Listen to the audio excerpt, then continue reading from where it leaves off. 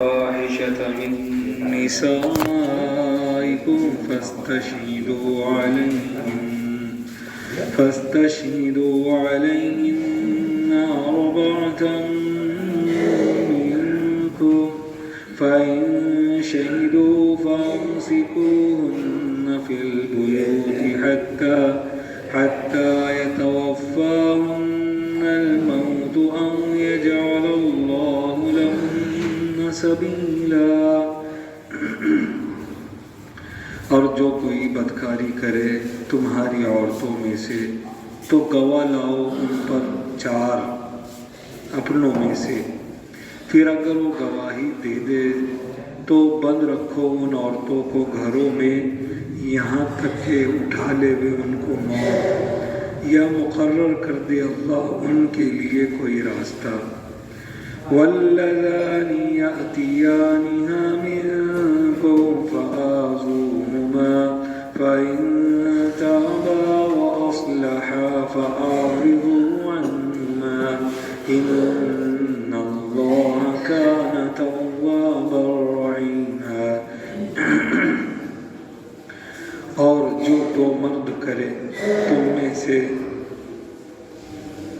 بدکاری تو دو ان کو سزا، پھر جب وہ توبہ کر لے اور اصلاح کر لے تو اعراض کرو ان سے، بے شک اللہ خوب معاف کرنے والا رحم کرنے والا ہے۔ یہ سورہ نساء کا 3 رکوع شروع ہو رہا ہے، اور یہاں رکوع سے لے کر اس رکوع سے لے کر تقریباً 3 رکوع تک اللہ رب العزت نے 3 قسم کی تذکرے فرمائے ہیں۔ زمانے جاہلیت میں اللہ کے نبی صلی اللہ علیہ وسلم کی تشریف لانے سے پہلے کچھ چیزیں چل رہی تھی۔ نمبر 1 یہ کہ ان عورتوں سے نکاح کر لیا جاتا تھا جو عورتیں حرام تھیں، یعنی کہ باپ کے مرنے کے بعد ماں سے نکاح کر لیا جاتا تھا، بہن سے نکاح کر لیا جاتا تھا، تو شریعت نے اس پہ پابندی لگائی، اس کا تذکرہ آ رہا ہے۔ نمبر 2 وہ عورتیں کہ شریف ہوتی تھی پھر الزام لگا دیا جاتا تھا، تو شریعت نے اس پر 4 گواہوں کی قید لگا کر معاملے کو سنگین بنا دیا، سخت بنا دیا، یعنی کہ اب شاذ و نادر ہی، یعنی کبھی کبھی ہی ایسا ممکن ہو کہ کسی پر زنا کا الزام ثابت ہو جائے اور اسے سزا مل جائے، سختی کر دی۔ اور تیسرا تذکرہ یہ کہ شوہر اور بیوی کے مسائل کا حل پہلے نہیں تھا سوائے اس کے کہ چھوڑ دیا جائے، تو شریعت نے ان مسائل کو بھی تذکرہ کیا ہے ان 3 رکوع کے اندر۔ چنانچہ جو آج کی آیت پڑھی گئی ہے اس میں یہ فرمایا گیا کہ واللاتی یاتین الفاحشۃ من نسائکم، کہ تم دیکھو کہ عورتوں میں سے کوئی بدکاری کر لے، فاستشہدوا علیہن اربعۃ منکم، تو تم ان پر 4 گواہ لے آؤ۔ 4 گواہ لانے کا مطلب یہ ہے کہ گواہ مرد ہی چلے گے، عورتوں کی گواہی کا اعتبار نہیں ہے، نمبر 1۔ نمبر 2 4 گواہ ایک طرح کی گواہی دے تو ہی ثابت ہوگا زنا، ورنہ ثابت نہیں ہو سکتا۔ 4 گواہ 4 سے 5 قسم کے ایک جیسے سوالات اور ایک جیسے جوابات آئے تب ہی کسی پر زنا کا الزام ثابت ہوگا اور اسے مجرم قرار دیا جائے گا۔ اور یہ شاذ و نادر ہی ہے کہ کوئی مرد اور عورت زنا کرے اور 4 لوگ ان کو دیکھ رہے ہو آنکھوں سے، اور ساری کیفیت کو انہوں نے دماغ میں نوٹ کیا ہو، پھر وہ قاضی کے پاس ایسے ہی بیان کر دے۔ چنانچہ اللہ رب العزت نے پہلے تو چونکہ عزت اور عفت یہی دنیا میں سب سے بڑے خزانے ہیں۔ بے عزت کیا ہے؟ عزت یہ ہے کہ آدمی کا خاندان بچا رہے بدنامیوں سے، برے الزامات سے، یہ عزت ہے۔ اور پاکیزگی عورت کی شوہر کی نگاہ میں یہ ہے کہ وہ کسی غیر مرد سے اٹیچ نہ ہو، غیر مرد سے اس کے تعلقات نہ ہو، یہی تو پاکیزگی ہے۔ اور یہی دنیا کے بڑے خزانے ہیں۔ اللہ چاہتے ہیں کسی خاندان کے، کسی گھر کے یہ خزانے نہ لوٹ جائے، اس لیے 4 گواہ ذکر فرمائے۔ یاد رکھیے ہر بندہ گواہی بھی نہیں دے سکتا ہے. گواہ بننے کے لیے اعتبار شریعت ضروری ہے، شریعت کے اعتبار پر اترنا ضروری ہے. 5 وقت کا نمازی ہو، نیک ہو. نمبر 3 یہ کہ اس سے کوئی ایسا صدور نہ ہوا ہو ماضی میں، جیسے جس چیز کی گواہی دے رہا ہو اس گواہی میں اس سے ایسا کام نہ ہوا ہو، اس کو ثقہ کہتے ہیں. ثقہ. اور اس میں شہداء یعنی کہ گواہ ثقہ چاہیے. نمبر 1 عورتوں کی گواہی اس لیے نہیں مانی گئی ہے، اس لیے کہ عام طور پر ساس، نندے وغیرہ جو ہوتی ہے وہ تو چاہتی ہی ہے کہ الزام لگا دے، اور الزام عورتوں کا کام ہی کسی چھوٹی سی چیز کا 2 کا 4 اور 4 کا 8 کرنا ہوتا ہے.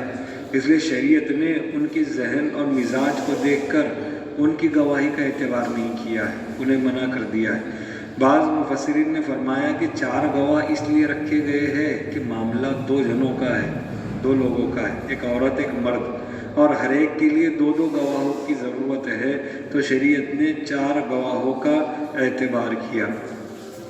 ابھی سزائیں اتری نہیں تھی جب کی آیت ہے، اللہ نے سزائیں نہیں اتاری تھی، اس سے پہلے کی آیت ہے. تو فرمایا گیا کہ جب تم گواہ ثابت ہو جائے، فَإِن شَهِدُوا، پس اگر گواہی دینے والے گواہی دے دے، فَأَمْسِكُوهُنَّ فِي الْبُيُوتِ، تو تم ان کو گھروں کے اندر بند کر دو ان عورتوں کو.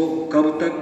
حَتَّى يَتَوَفَّاهُنَّ الْمَوْتَ، جب تک موت ان کو نہ لے جائے، موت نہ لے جائے تب تک ان کو بند رکھو گھروں کے اندر. او یجعل اللہ لہن سبیلا، یا اللہ ان کے لیے کوئی راستہ نکال دے. تو اللہ نے سورہ نور میں ان کے لیے راستہ نکال دیا. چنانچہ قرآن کریم میں 2 حکم الگ الگ نازل فرمائے گئے.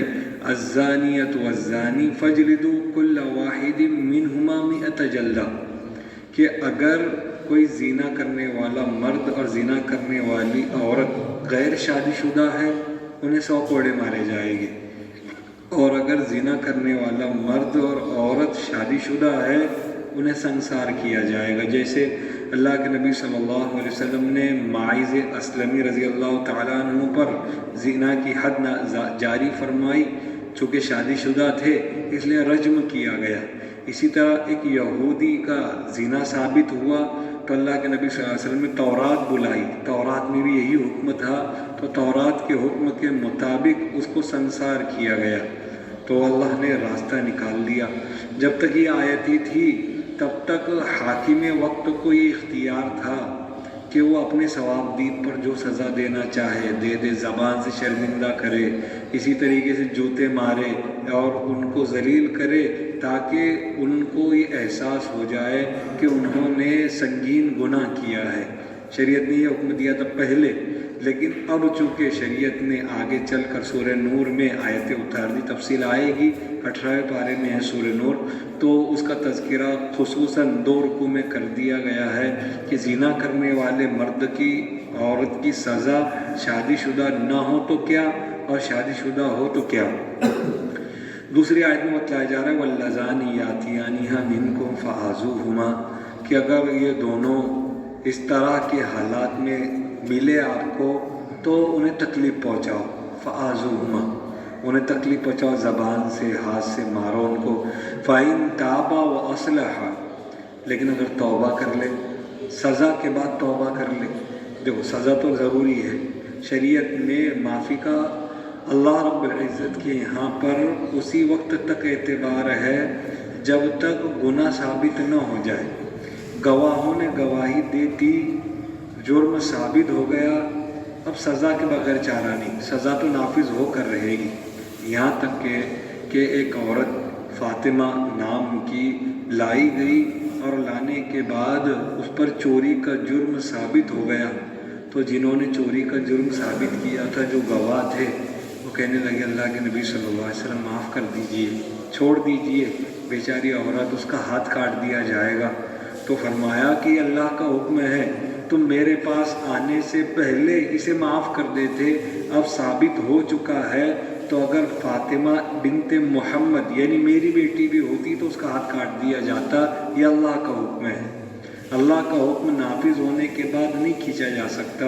تو اگر پہلے معاف کر دیا جائے تو ٹھیک، لیکن اگر جرم ثابت ہو گیا، گواہ مل گئے یا خود انہوں نے اپنے گناہ کا اقرار کر لیا تو فَإِن تَابَ، اب اس کے بعد توبہ کی باری آتی ہے اور توبہ کر لے، یعنی کہ سزا ملنے کے بعد توبہ کر لے، وَأَصْلَحَ، اور اپنی اصلاح کر لے، یعنی ان گناہوں سے باز آ جائے، فَأَعْرِضُوهُمَا، تو مجھے اور آپ کو کہا گیا ہے کہ اب ان پر تنقید نہ کی جائے، ان کو شرمندہ نہ کیا جائے، ان کے گناہ کی یاد نہ دلائی جائے۔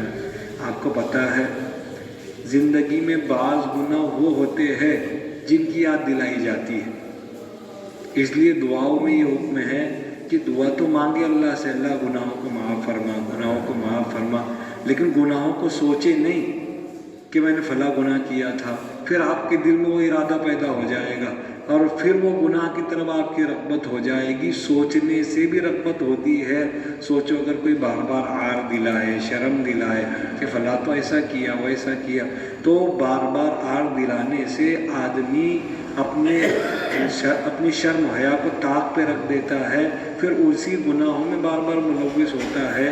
اللہ بڑے رحیم کریم ہے، فرمایا فَإِنْ